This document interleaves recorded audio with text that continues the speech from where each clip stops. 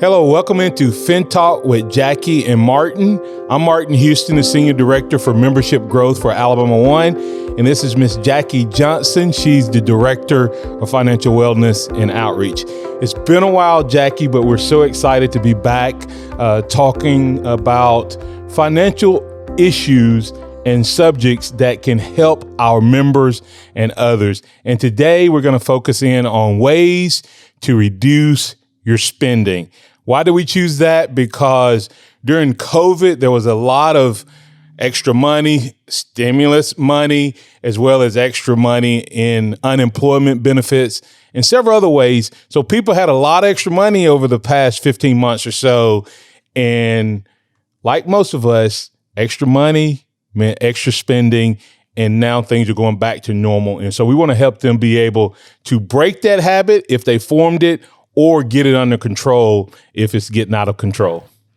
Well, Martin, it is so great to be back. I'm excited that we're back to educate and empower our listeners through FinTALK. And so, as you said, over the past, 15, 18 months, one of the words that I like to use is that habits have formed. And so we want to talk today to our listeners about habits and routines and, even triggers. There's some things that now trigger spending, right?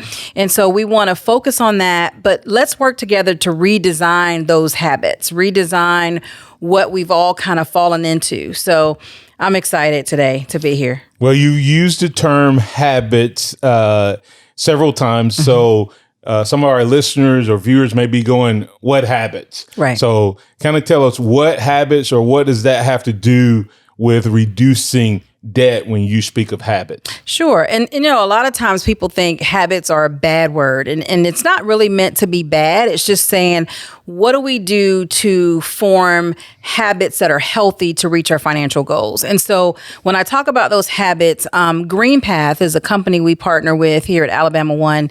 And GreenPath has this thing called the costly C's. And when I saw that, I was like, costly C's, like, what is that? And all of them really kind of form into some habits that we have. Habit C, clothes, right? Who likes to shop? With that extra stimulus money, we've gotten some extra money, so we want to shop more, so there's clothes.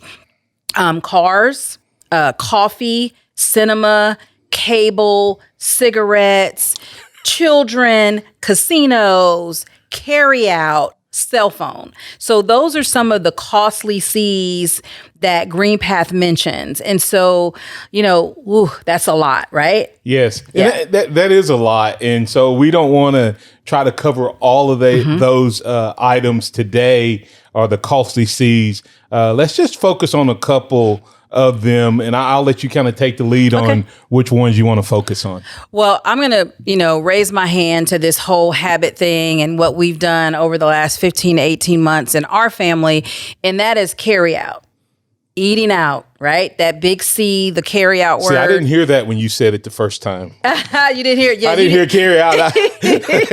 I only heard the ones that I don't have a problem with. Carry out would be one that I think a lot of us, especially with the way society changed and the economy changed, I think a lot of people develop that habit. So carry out is one of those habits that we need to look at and see how we're really affected by it. And so just a really quick example, and I know this number's probably low. I know it's low for me. But, think about daily, if you spend $7.50 as an individual, right, on carry out, going to lunchtime, or, picking up something on your way home. If you're a single individual, you don't have anybody to cook for.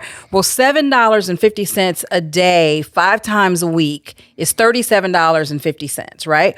And then you're like, oh, that's not too bad. $37 a week. That's $150 a month. Yearly, that's $1,800.